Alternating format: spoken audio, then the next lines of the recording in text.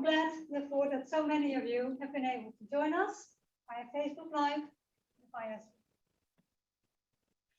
Before we start, I'd like to walk you through the program.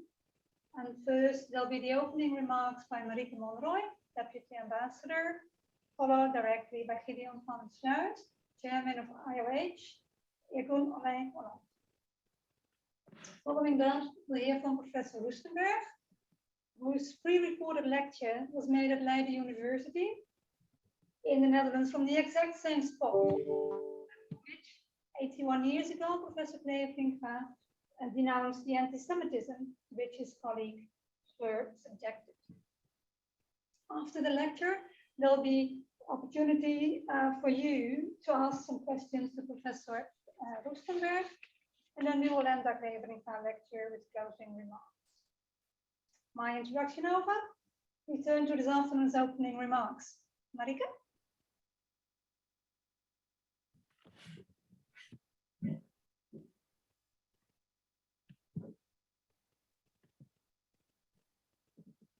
Do you see me?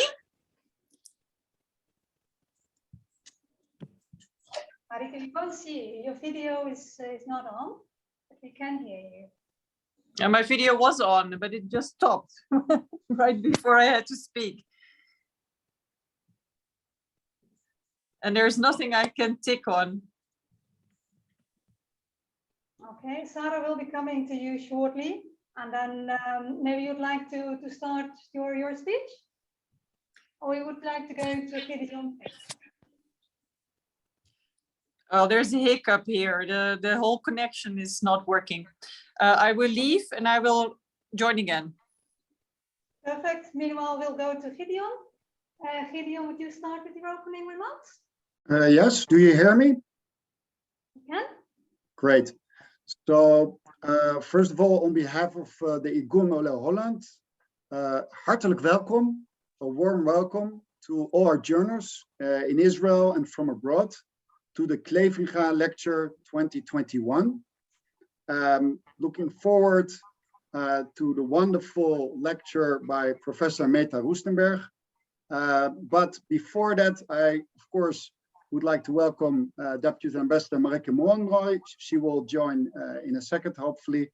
And also thank for everyone that made this possible, from the embassy, from the center, and IGUM Holland, in particular Wilma Blok, Simone Post, Sarah Hage, André Boers, Mark Boas, Natanja Slager, and of course our Marion Lefkowitz, who actually approached Professor Rustenberg, who gladly could join us today. It's a very special lecture. The Cleveringa, Rudolf Cleveringa, what he stood for, what he protested against in November, 26th of November 1940. His famous speech is more relevant than ever.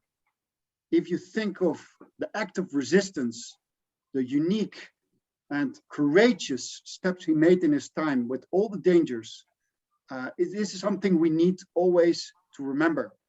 In a time where unfortunately many Dutch betrayed their Jewish countrymen by looking the other way or not giving a helping hand, or even worse, by actively helping the Nazis in betraying and deporting Dutch Jews and Roma and Sinti. This is something that is relevant for all times, but even the topic of today, a very relevant and important topic, also there, we currently see in the Netherlands, all kinds of voices that speak out against the vaccine measures in the Netherlands. They compare it with the Holocaust. They wear yellow badges, those that my father wore. Many participants here tonight were in the war. And although it's a relatively small group, I can see also on social media, it's a dangerous trend. It's increasing. And not just the comparison of corona measures, which it gets all comprehension if you compare something that the measures that are meant to positively affect our health, and you can discuss how effective it is or not, to relate that or to compare that to the Second World War, really? where groups were pointed out, deported, and murdered in a systematic way. I think this is how important it is to remember what Cleveringa stood for, how important it is to keep remembering and educating on schools, universities, creating awareness, such as, you know, the Stolpersteinen, the Stolper stones that in the Netherlands, in Belgium, Germany, and France, and also other countries, there are actually many non-Jews creating the committees to remember what happened. And I think this is more relevant than ever to keep educating, keep remembering, and never forget, and always to be on the alert. And that's what we can learn from Cleveringa, the fight for injustice, the fight against anti-Semitism and all forms of hatred. So I looking forward to the lecture by Professor Meta Roestenberg. And as important it is to remember what Cleveringa stood for, I am really looking forward to have a better society, in a society where at some time and point of time, it's not necessary to alert against these forms of hatred. Anyways, I've said enough. I give the words back, I guess, to Marieke Monroy, and wish you a wonderful evening.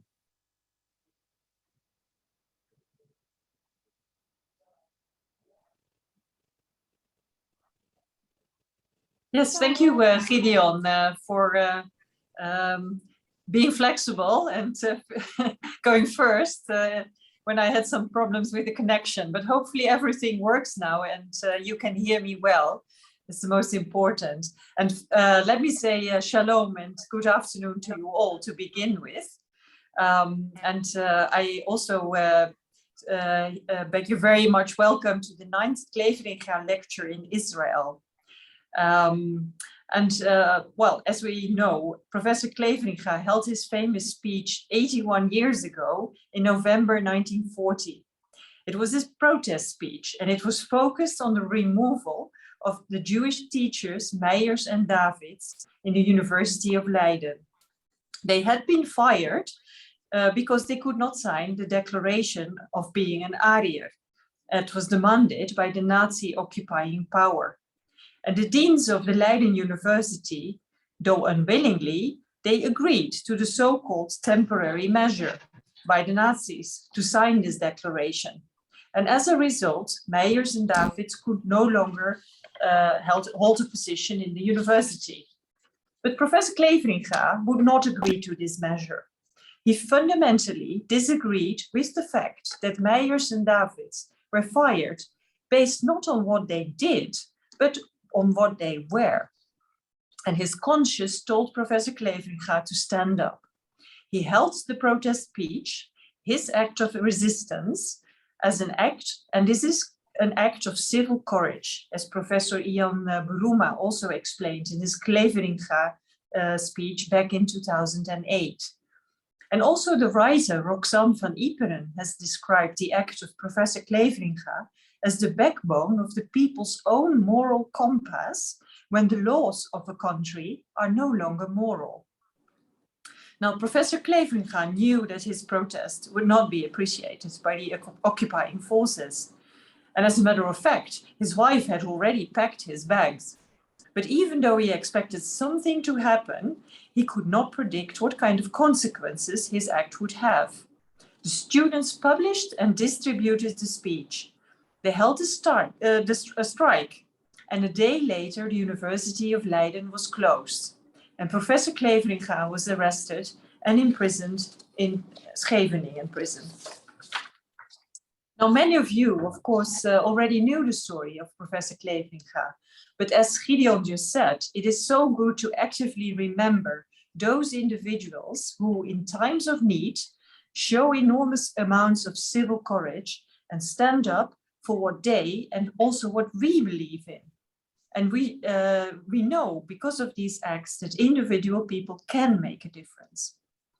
Now, in honor of his famous speech, every year, Cleveringa lectures are organized in different places in the world. also in Israel. And this year we have invited Professor Meta Rustenberg. Meta Rustenberg is a professor of vaccinology and a clinical head of the Controlled Human Infection Center.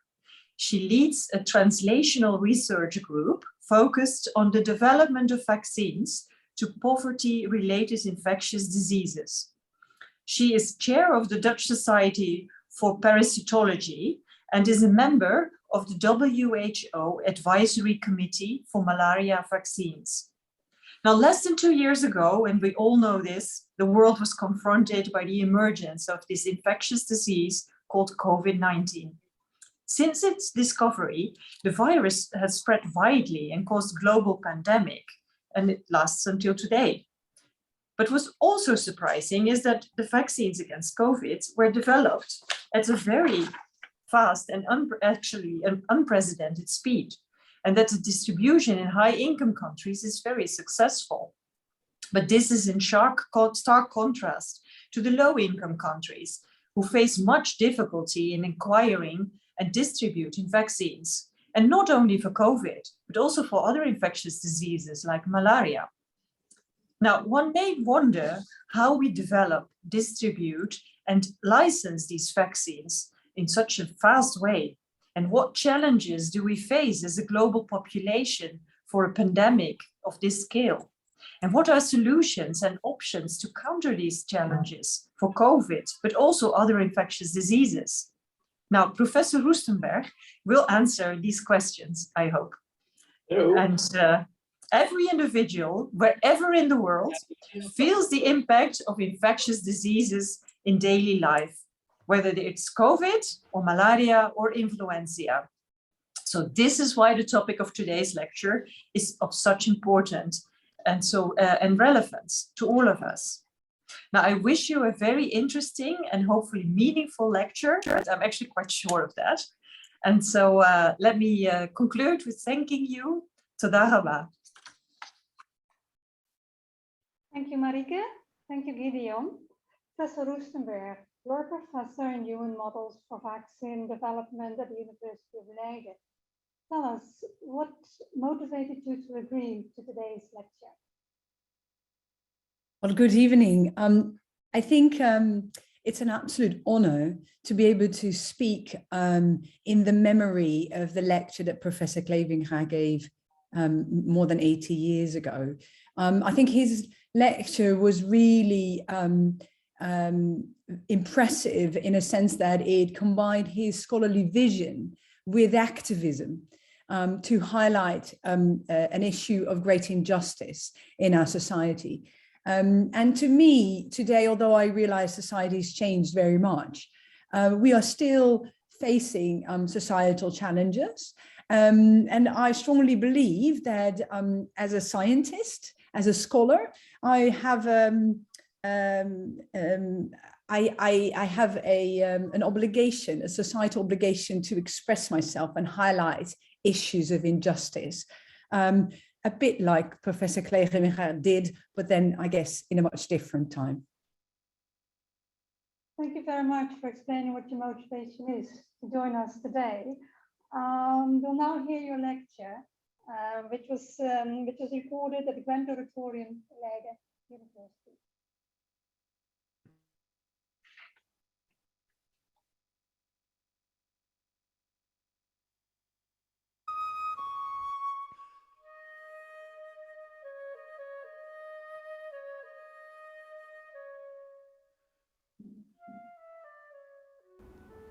Thank you very much for having me today to speak in honor of Professor Cleveringa about vaccine equity. We live in historical times these days. As I was skimming through my photos of last year, I saw that these photos we've taken only just over a year ago. And these are actually the pictures of the first vaccine being put in the Netherlands. This is the Janssen vaccine, and we were participating in the phase 2 clinical trial. And just over a year, I'm speaking to you today, to a crowd who probably all have been vaccinated with one of the vaccines that have now been registered, and me myself having been vaccinated as well. So the speed with which these events have happened is really unprecedented. If you look back over the past century at vaccine development, it used to take 10, 20 or even longer years before we came from discovery to licensure of vaccines. And so it's really the first time that we managed to develop vaccines within a year's time, and so many of them. We now have 8 vaccines to be licensed, but there are more than 100 on their way for licensure. So obviously, this really didn't happen within a year. There was decades of prior experience with viruses like MERS or SARS-1, and also the platform technologies upon which the vaccines are based, particularly the mRNA and viral vector vaccines, had been developed way before the COVID pandemic. And investments into these platforms and practices with disease X had already taken place. Nevertheless, there's been quite some innovation over the past year at all fronts to make this speedy development possible.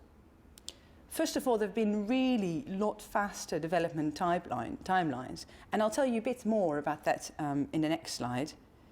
But also, we've been able to, for the first time in history, to mobilize resources, as many as we did, all at once, to make it possible. At the same time, there have been innovations in regulatory agencies where instead of waiting for the whole dossier to be complete, there was continuous discussion on the progress of vaccine development and on the expected dossier that would come out at the end, which really speeded the review and the overall approval. And last but certainly not least, there have been at-risk manufacturing from different manufacturers who decided to already start making vaccines even before they were licensed. And I call this at risk because obviously you're taking a financial risk if you don't know for sure whether a vaccine is going to be licensed and you're already stockpiling. With regards to the development timelines, the upper part of the slide shows you the traditional development pipeline, which is very linear, going from preclinical to clinical phases to licensure. With the SARS-CoV-2 vaccines, that has been really speeded. So the preclinical pipeline was much faster because the knowledge we already had about coronaviruses. It was also much faster due to the information that could be shared instantly. The genome of the virus was known very quickly. And the clinical development has really been speeded up by overlapping phases of development. So every time waiting for safety, and after safety data had been ready, we already went on with the next phase of development, starting production of the vaccine as phase 3 trials were ongoing. So now that we've achieved this major scientific advances, what do we do with it? Even these months, the number of vaccines that are being produced over the world is increasing. Here you see the number of vaccines per producer in a cumulative fashion over the months. But please also take note of the grey graph on your right, because there you see what we do with those vaccines. And as you can see, about 1/3 of the vaccines will go to high-income countries. And then another little bit over 1/3 will go to the higher middle-income countries. And so the AMC, the advanced prepaid vaccines that are going through the COVAX program for the lower-income countries and lower middle-income countries only get about 22% of the vaccines. If you then take a look at the world map, where they really go, you can see that we're quite well off in Europe, in the US, Australia, Israel. But if you take a look at Africa, the map's rather bleak. Very little people in Africa have access to vaccines. If you graph it, this is what it looks like. So the high-income countries are up there, a lot of vaccines. The low and middle-income countries are much lower. And actually the low-income countries, the unstable countries around the world, have very, very little access. And if you look at the amounts of investments that have to be made per country on distributing these vaccines, there's also a major difference. Whereas for us, the richer countries around the world, it's really little investment to make sure that everybody gets their vaccine on time. If you look at low-income countries, that requires a major investment as compared to what usually is spent on healthcare.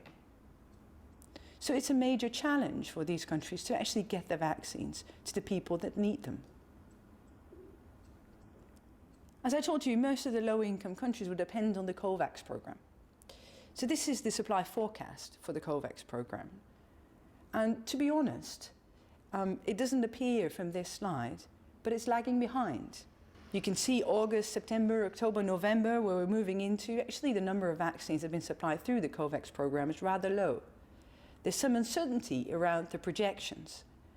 There were hopes that we vaccinated about 20% of the world population by now, but we haven't been able to do so. And there's quite a number of reasons why this doesn't happen. So one of them is obviously the export ban in India, but another one is the prioritization by manufacturers to actually supply these vaccines to COVAX. So looking into the future, what does that mean really for the world? Well, it means that for most people in Africa, they will only be vaccinated in early 2023. So they'll only reach that fully vaccinated state, the happiness that we're all in, being able to get together again to reopen our society in 2023. Is that a problem? Yes, it's a major problem, because we know that the coronavirus, the pandemic, the crisis, has a major impact on our economies. And as long as we don't vaccinate people in countries, that will keep on impacting their economies. So the projected consequences economically to the countries that are already suffering most is much bigger than to high-income countries. And you can see that from this graph. These are, again, the projected economic growth relative to high-income countries. And you can see that particularly the low-income countries will be suffering. So what's the solution? Well, here's my globalist view on what I call the vaccine queues. We've promised to donate vaccines to the COVID program. On this slide, you see a list of countries who promised to expand their doses to countries beyond their own borders. We should actually expand that further, accelerate the availability of these doses, and systemize those donations. Instead of waiting for the expiry date to be close, we should go ahead of ourselves and donate the doses as we promised. It's merely putting our promises into action. You can see in the graph that most of the bars are light blue. These are promised doses, but actually not donated yet. And next to that, we should look at the COVID pandemic at a globalist scale, at a global scale at all people around the world, and prioritize those at high risk of dying. This is actually an old graph from China, but it doesn't really matter where you look all around the world. It's always people at an older age that are at highest risk. People with a lot of exposure, like healthcare workers, or immunocompromised, that bear the highest risk. These people should be prioritized.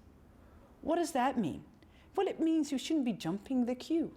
For those countries who've already reached a high vaccination grade, they should go back to the end of the queue and let countries that still haven't reached a vaccination grade of about 70% to go ahead and to speed up their vaccine rollout before us taking the vaccines. There's really no room for vaccine nationalism if we're talking about combating pandemics. So is the situation unique to the COVID pandemic? To be honest, I don't think so.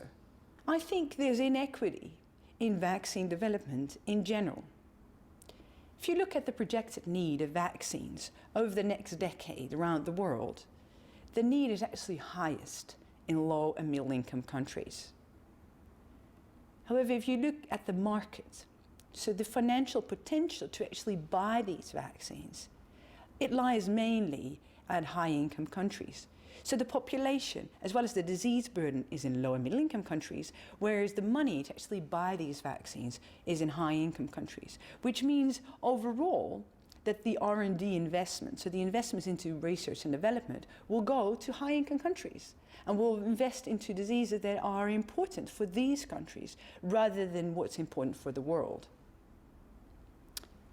Another complicated graph to show you how that looks like in practice. So on the left-hand side, you see the market entry probability. So what's the chance of any vaccine reaching the market? And you can see for both influenza and hepatitis B, this is around 10%.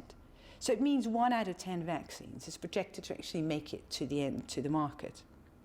The size of the bubble shows you the investment, the global investment into research and development into these vaccines, which is, as you can see, rather big for influenza, and it'll probably expand further beyond this, this pandemic, because influenza is obviously also one of the viruses with pandemic potential, which is really getting a lot of attention nowadays. And on the x-axis, you see the global mortality, which obviously, both for influenza and hepatitis B, is significant. If you then look at HIV, for example, which is generally considered a hard vaccine to work on, we don't have any licensed vaccines for HIV yet, so the market entry probability is lower. The investment is substantial, and the global mortality also. I've now plotted malaria. So the global mortality for malaria is quite significant. About 500,000 children every year die of malaria. And yet the investment into malaria vaccines is tiny. The market entry probability is low because we think it's generally a difficult vaccine to work on. There's one vaccine for malaria now on the market. And so this graph really shows you the inequity between R&D into the different diseases.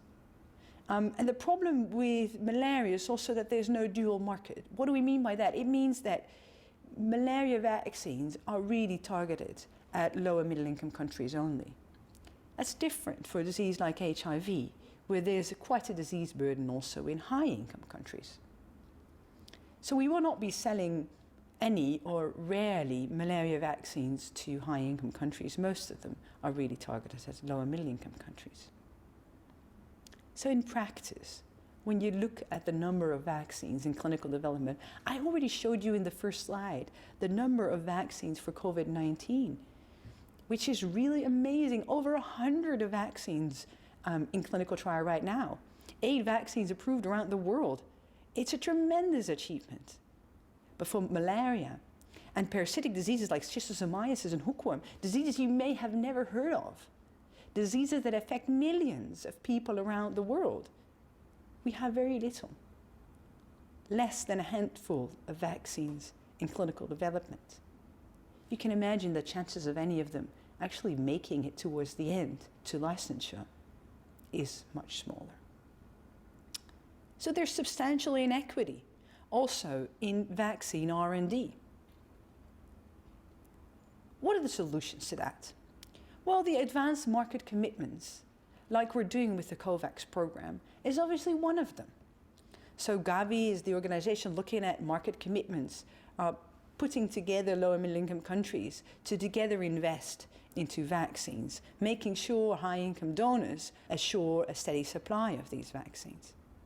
There's product development partnerships. Actually, quite a lot of that is ongoing for these diseases that really target a poor market. And this graph shows you that the number of organizations that are actually working on product development partnerships. So the Bill and Melinda Gates Foundation is one of them, but also the Wellcome Trust, CEPI. And you can see the list is particularly long in the preclinical and the early clinical development stage. But there's still a gap in the late clinical development. If we talk about phase 3 trials, it's really only big pharma that's able to execute those. So how do we cross that bridge towards licensure if there's really no big pharma interested in doing these trials?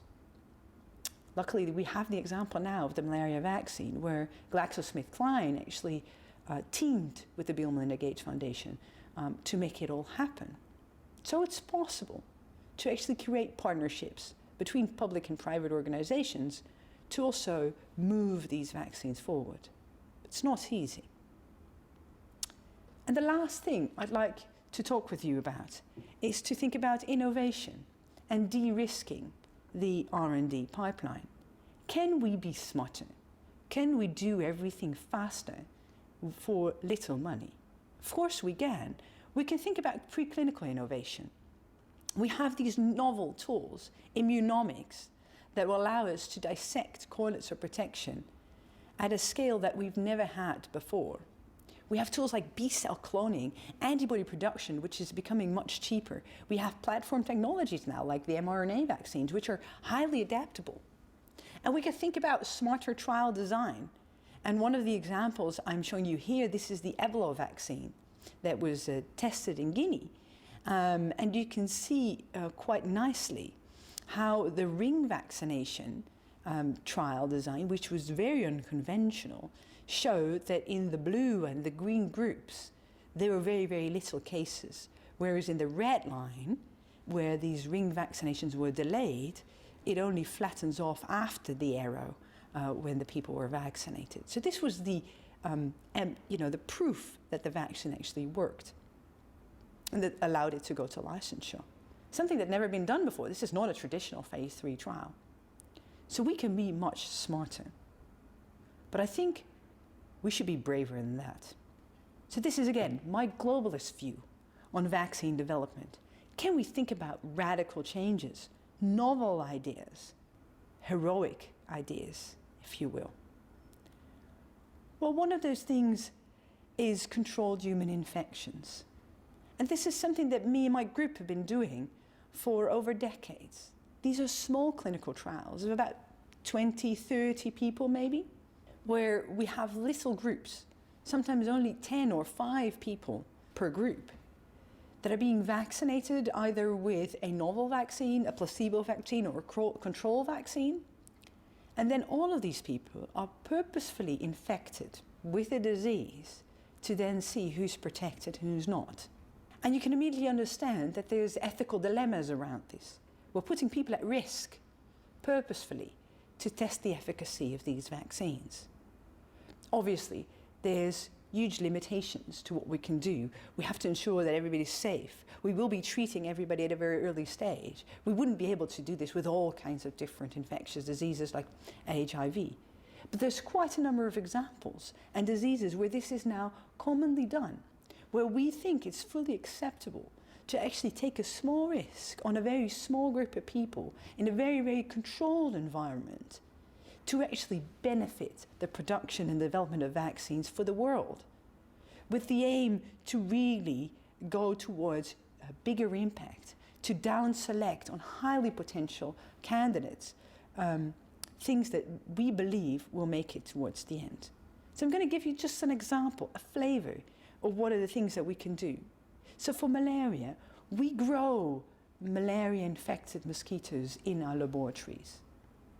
We expose healthy, well-fed Dutch malaria-naive volunteers to these mosquitoes and then follow them over time by PCR or by thick smear. We look into the blood, and as soon as parasites are detected in the blood, these people are treated at a very, very early stage so that it really never gets down to severe malaria. Here's a picture of how we grow these mosquitoes. We feed them on artificial feeder systems where we give them blood infected with malaria parasites. There's even a more delicate way of doing that now, and that's by injecting cryopreserved parasites that have been produced by the American biotech Scenaria, who've invested in the technology to GMP produce these parasites and make them available around the world. So even without an insectary, people are able to actually do these trials. So what does that tell us? Well, if you do that in a group of volunteers, not vaccinated, malaria naive, all of them will get malaria at some point. And you can see on the x-axis the day post-challenge, and the lines show you the individual volunteers and the parasite growth in the blood, which we followed a while over time.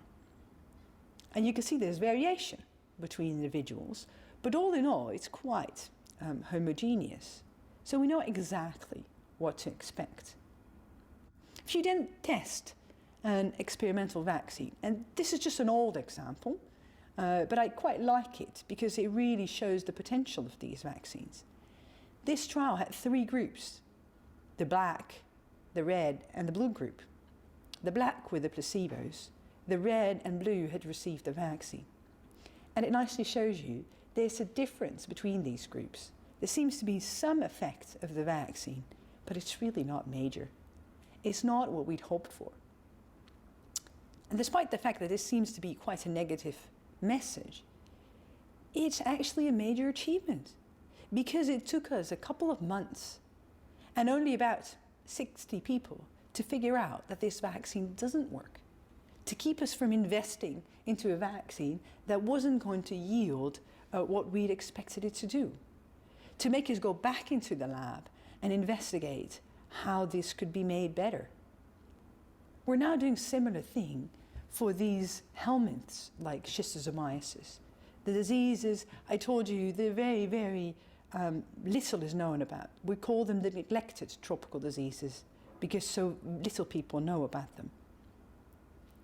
These are diseases caused by worms, multicellular organisms that penetrate the skin after being secreted into the water by infected water snails.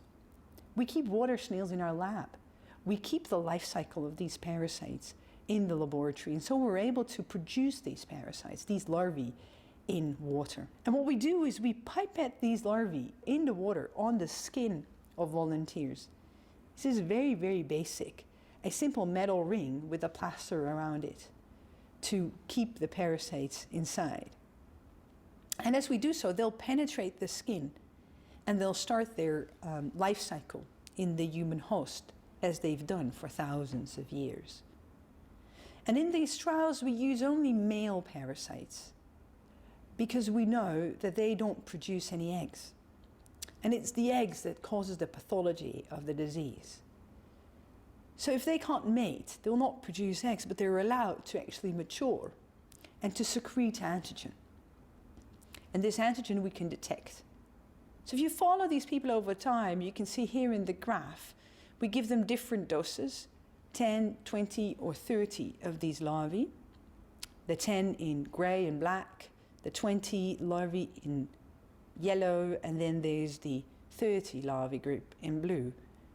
You follow them over time and you can actually, per individual, see how much antigen is circulating in their blood with a very highly developed, sensitive detection tool, which has actually taken decades to synthesize. And this is a very new and novel way to actually investigate this disease and will allow us to look at what happens. How does the immune system respond to these worms? We look at antibodies, a test that's been set up by Lisette van Lieshout. And you can see on the right-hand side the cross-section of the worm, and in green where the antibodies bind. And you can see that all of these volunteers develop high levels of antibodies that bind to antigens in the gut of the worm. And on the left-hand side, you see the levels of antibodies, which really increase and go up to high levels at about 5 to 6 weeks after exposure. And these type of models will allow us to investigate whether the little vaccines that we now have in clinical development are actually effective in just a very small group of volunteers in just a couple of months' time. And last but not least, I think we should be a bit braver when we talk about risk of vaccines. Any medicine will have inherent risks, and vaccines are no exception to that. We're very strict on their safety. And this is a graph actually from the AstraZeneca story and the thrombotic risk. And you can see on the left-hand side in blue the potential benefits of the vaccine per age group. And on the right-hand side, the potential risks because of the thrombosis. And let us be honest, despite the fact that these vaccines have risks, and there's obviously a personal story behind any of these risks, the overall benefit for the population is vast. So we shouldn't be overestimating the risks. We shouldn't be too worried. We should be looking at a bigger picture. And this is true not just for COVID vaccines, but also for the new malaria vaccine that we've just developed. There's been a delay in rollout of this vaccine because of concerns for safety. But if you look at the table, if you actually calculate the impact of malaria vaccines, it's massive because there's so many children dying. If you think about the impact of HPV vaccines in low and middle income countries, it's vast because of the high number of cancer. So instead of worrying about risks, we might be a bit more realistic about the risk-benefit balance. And my final point of today, another suggestion. Once we've licensed vaccines, we shouldn't stop thinking. We can think about innovation, ways to make them more applicable, to use them better, to mix and match, for example. Can we mix and match different brands of vaccines? You can imagine that in times of shortage, that's really going to enhance vaccination rates if we're able to use different vaccines at the same time. Can we actually vaccinate with little vaccine? And this is one of the studies that Anna Raukens in my department has done. You see a graph of the antibody titers after different doses of the Moderna vaccine. So 100 microgram intramuscular is the standard dose. This is the light purple one. And then the other colors show you the 1/5 or 1/10 of a dose. And really, there's no difference. So we're able to actually vaccinate 5 or 10 times more people with the same vials that are already around. And of course, this is not something that a pharmaceutical industry will invest into, but it's really something that we as a society should feel responsible for. We should be doing these kind of studies to make sure that whatever is available can be put to use best. It means looking at lower doses, looking at innovative ways of delivering them, and intradermal immunization is just one of them. So I'd like to conclude that these times, the world is really facing unprecedented challenges. And we can only face those challenges through collaboration and principles of equity, where we really look at the world with a globalist view. And for that, we will be needing brave leadership. And so I'd like to end with a quote of one of my favorite leaders of all times, Nelson Mandela, who said, "It's only possible until it's done." If you also want to do something, I have a website down below on this slide where you can actually go to donate vaccines to low and middle income countries to make sure that all around the world we'll have a high vaccination rate way before 2023. Thank you.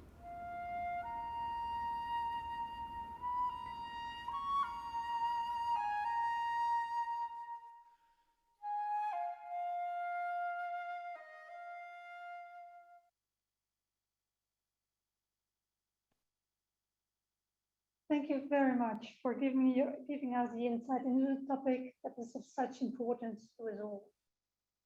At this time of the afternoon, let me give the opportunity to have your questions asked to the professor. I'd like to invite you to use the chat box in the screen and pose your questions there. We'll do one question at a time, and we'll try to do as many as possible. So, can I have the first question on the screen? Who would like to call the first question to be asked?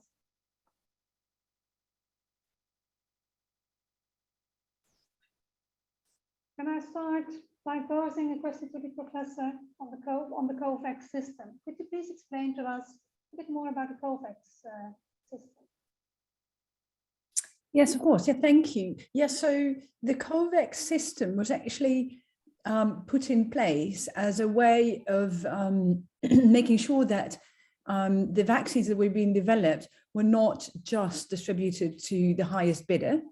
So the people with the best market potential, but there would be a way to actually also distribute them to low and middle income countries. And I think it's very much modeled to the system we already have with Gavi.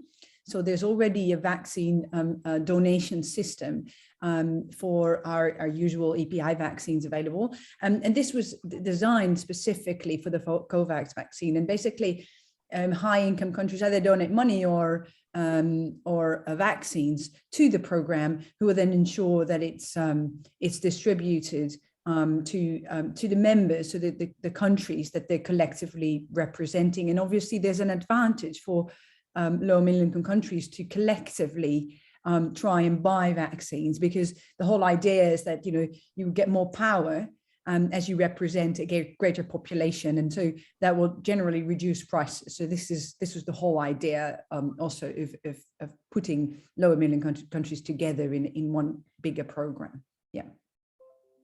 Thank you very much. I see Natanya Slager, who has raised her hand for a question. Natanya, can you unmute? Yes. Hello, Professor Rustenberg. Thank you for your very interesting lecture.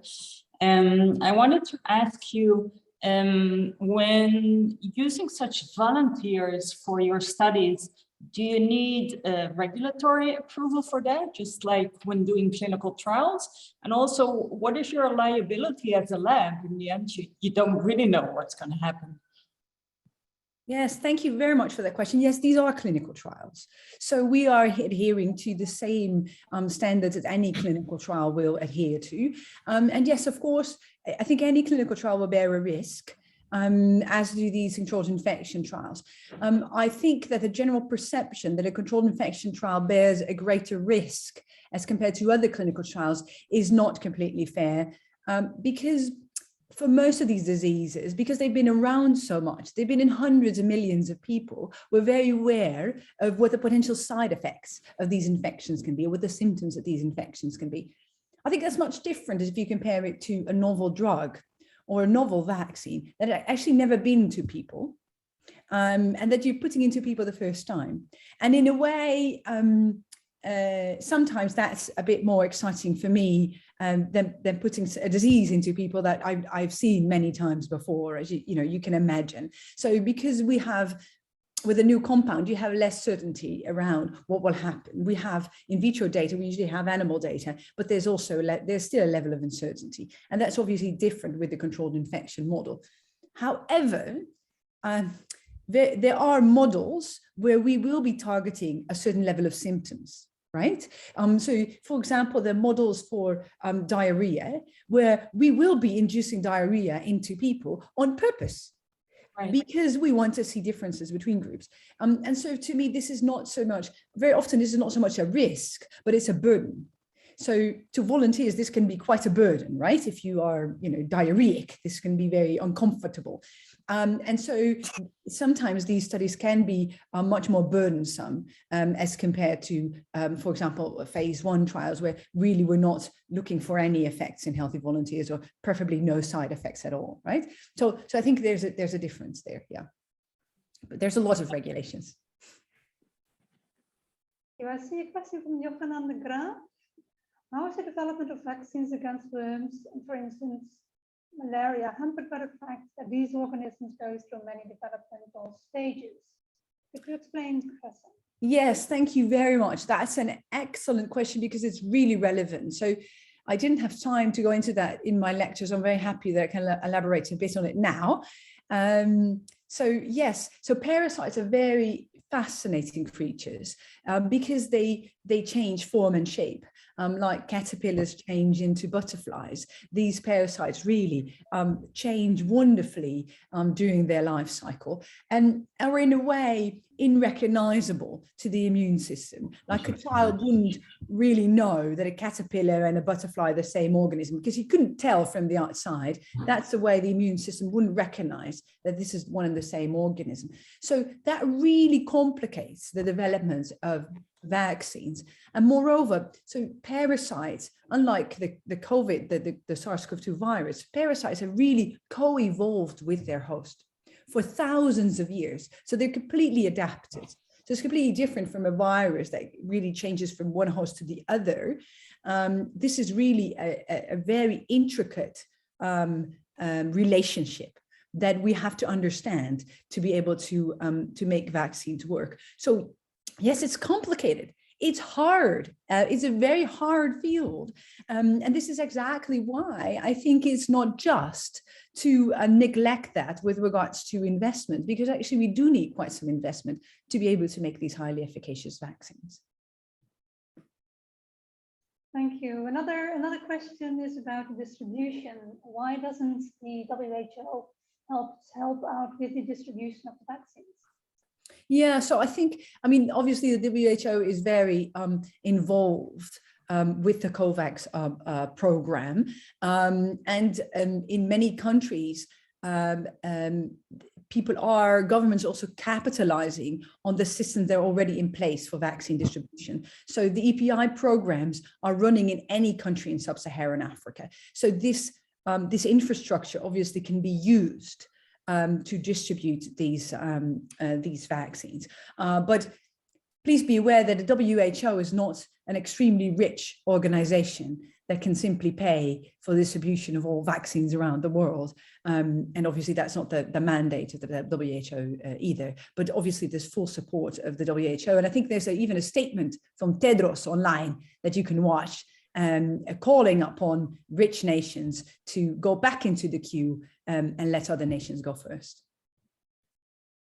Thank you very much. What else? We have James Rubenstein asking, how do you secure the medical safety in the case of proof of concept studies, such as with malaria inoculation, where you showed only minor effects? How do you cure those volunteers? Yeah, so particularly for malaria, having a 100% effective cure is obviously essential to ensure the safety of these volunteers, because it's a potentially deadly disease. And so the malaria that we're using for these trials is sensitive to all drugs that we have around. So it's not like the malaria parasites that we have in the field now that are resistant. So we can cure with any type of drug actually, and we have a lot of choice as a clinician to do so. So obviously for malaria, that's extremely important. The same for the other parasites. We have drugs available that we know are 100% effective, and that will allow us to cure volunteers once the experiment is over. So, but this is an extremely important point.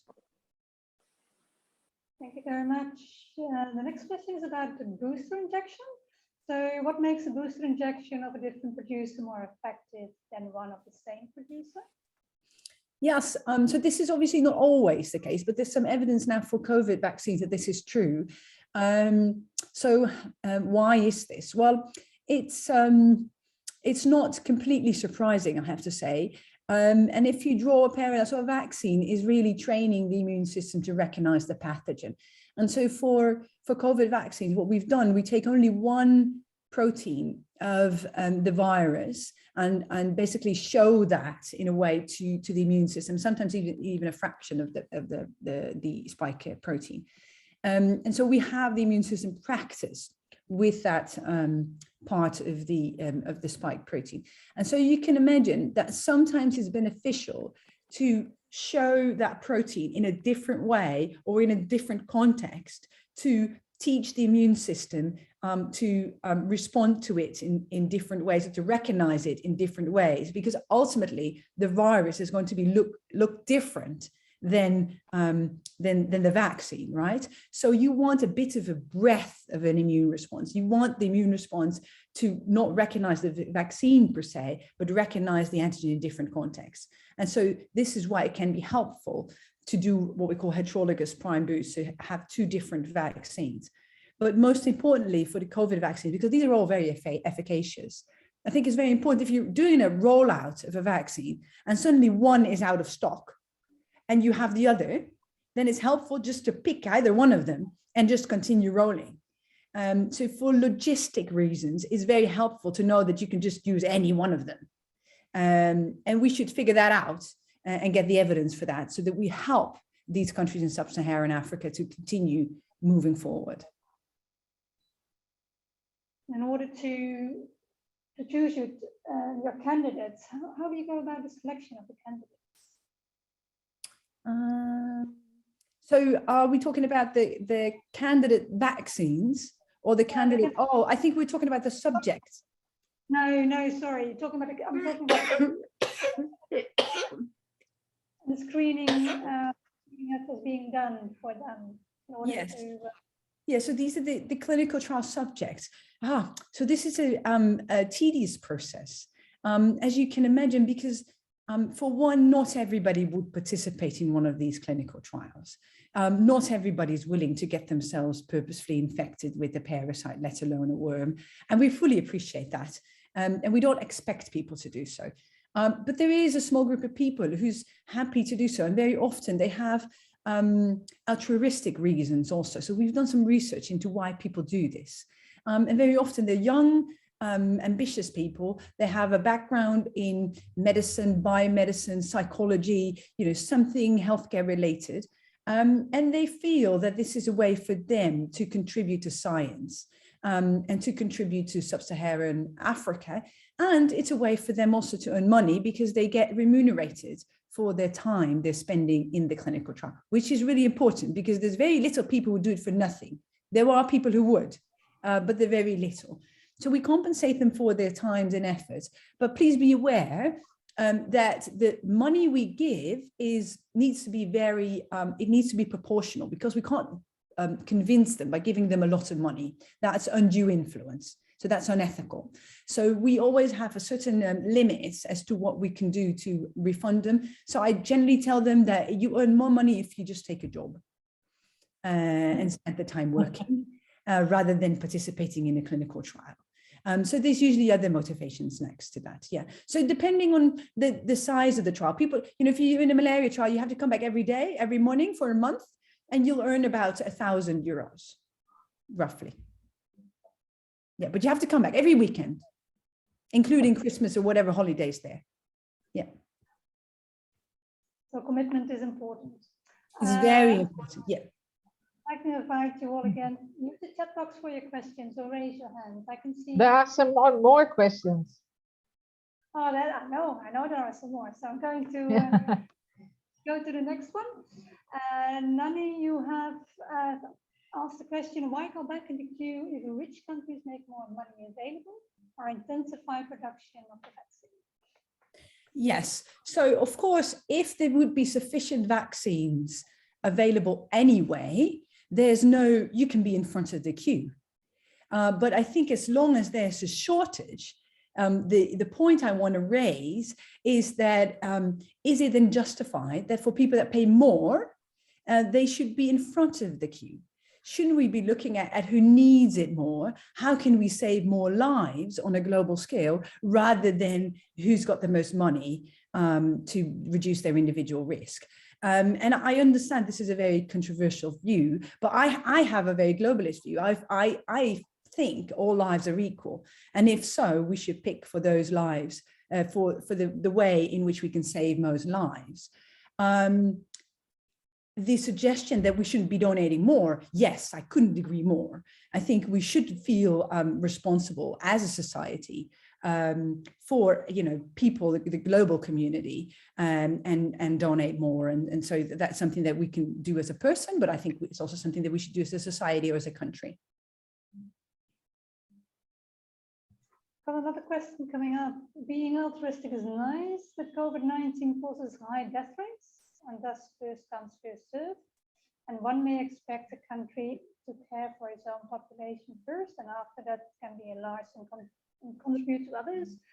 You've more or less explained your view already, but you might like to comment on this question.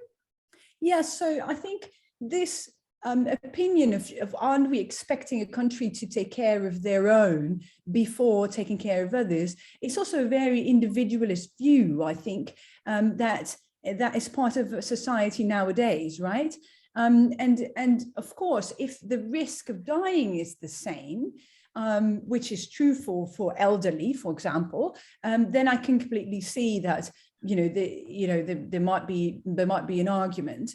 But if not, if we're using vaccines to protect people that wouldn't otherwise have a very high risk, then I can't see why one country would be preferred over the other. And the fact that we as a society expect our politicians to prioritize us over somebody else is actually an odd thing. Why do we expect this?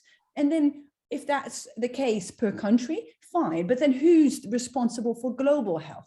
who's responsible for everybody. And I think that's what's lacking, because every country is responsible for their own citizen and feels that responsibility, but nobody's responsible for, you know, the world as a whole. And other than the WHO trying to, you know, appeal to these richer countries, which doesn't always yield the results I think that they're hoping to do. Yeah. Thank you. I see a hand being raised, but I can't see who it is. So please unmute yourself and ask your question to Professor Rustenberg. I would like to ask a question, but I don't know if you hear me. I Very can hear well. you. Yes. Yes. I want to know, what is the message of Professor Cleveringa to you? To me. Yeah, because that's a very philosophical, maybe, Yes. so Yes. It thinking. is. But Yes. but I want to know, he did for the Jews. What is your message to Israel, to the Jews in Israel? So yes, thank you very much. I think a very interesting question. So I think my message is not necessarily to the Jews in Israel. My message is to everybody around the world. In my view, what Professor Cleveringa did is raise a societal problem of injustice. Great injustice was being done. And to me, this is, I can see that right now in the COVID crisis, the fact that we are not looking at populations who are not getting access to vaccines is unjust, very unjust, because we would have the possibilities to actually buy vaccines for these people. We would have possibilities to actually distribute the vaccines that are being produced now to these countries and prioritize those. And we're not doing that. So I'm raising a problem of injustice. And so this would be my message. If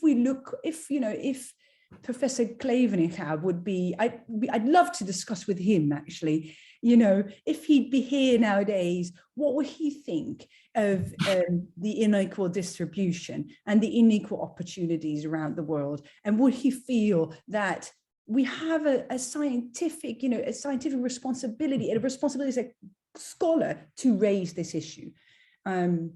So this is. So you are moving from the problems with the Jews to all mankind. Yes. Thank you very much for your questions. Professor Rosenberg, can I invite you please to deliver your closing remarks? Yes, thank you very much. Like I said, it's been an absolute honor to be here speaking to you today. I sincerely hope you enjoyed, but I also hope that I gave you things to think about, to look at our society maybe in a different way, with a different angle. But foremost, I hope all of you will stay healthy throughout the next year, until hopefully this all is over for everybody. Thank you. Thank you very much. I understand that André Boers, from the Center of Research for Dutch Jewelry, would also like to speak a few words, André.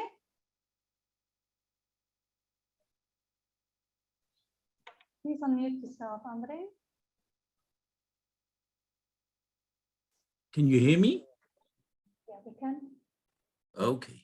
Thank you for the honor, Wilma, to pass a vote of thanks to our speaker of today and to others whom I shall mention by name. I do so on behalf of the Center for Research of the History of Dutch Jewry, which ever since the first Cleveringa lecture in this country, now 10 years ago, has cooperated with the University of Leyden and the embassy to organize this important and memorable event. Your Excellency, Mrs. Marieke Monroe, Deputy Head of Mission of the Embassy of the Kingdom of the Netherlands in Israel. For years, the embassy has shown a particular sensitivity to the feelings of the first generation of Holocaust survivors, as well as to the often traumatic scars of the second generation. Today, once again, this sensitivity came to the fore in Euromerica's opening words. Our sincere gratitude for those words and for the warm relationship which the ex-Dutch community in this country enjoys. Gideon van der Sluis, chairman of the IOH, on your shoulders rests the task ex officio to open this annual ceremony. You have done so now for several years, and your personal approach in doing so is noteworthy. An event like this with a keynote speaker in one country and the audience at a distance of some 3,000 miles, enhanced by the fact that once again we had to refrain from a face-to-face meeting, is a heavy burden on the shoulders of the organizing committee. May I, on behalf of all the attendants today, pass a vote of thanks to Simone Post, Sarah Hage, and Wilma Blok from the Dutch Embassy, to Natanja Slager, Mark Boas, and Marion Lefkowitz from the Ergunole Holland, and to Fleur van der Kai from the Leids University Fund for guiding us once again through the labyrinth of speakers from Leiden University. Thank you, Wilma, for being our master of ceremony today, a job of which you quitted yourself superbly. It has been a privilege for me as the chair of the Center for Research on the History of Dutch Jewry to work with all of you for the past 6 months to get this event off the ground. Last, but certainly not least, may I say that today's lecture by Professor Rustenberg has undoubtedly been the most relevant speech of all Cleveringa orations over the years. To share with us, Meta, your thoughts and empathy for those populations worldwide who do not enjoy the health facilities that your and our country enjoy, has been most enlightening. Israel may pride itself in having provided the Palestinian population with well over 1 million COVID-19 vaccines. Yet it is a mere drop in the ocean of unfair, unequal distribution worldwide. Your presentation today, Meta, has been an eye-opener for many of us and has given food for thought to all of us. Thank to all of you attendees. May you be blessed with good health as we look forward to seeing you again on or about November 26, 2022. Thank you. Thank you very much, Andrea, for your comments. To all those that Andrea thanked, I too extend my gratitude. I'd also like to thank Geert van Kesteren and Noah for editing the film that Michael Ballack has so kindly made of Meta in Leiden University. Before and with that, we come to the end of the years of the Cleveringa's lecture of this year. To all of you, I wish you a good night. Thank you.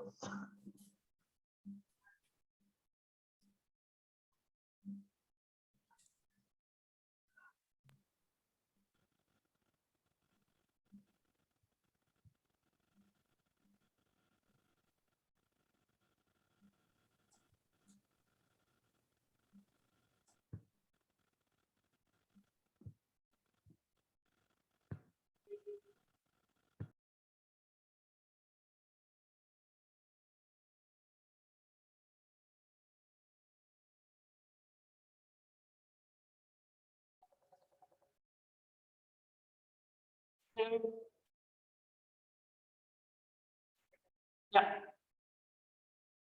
Dat was goed, hè? Nou. Ja. Hm.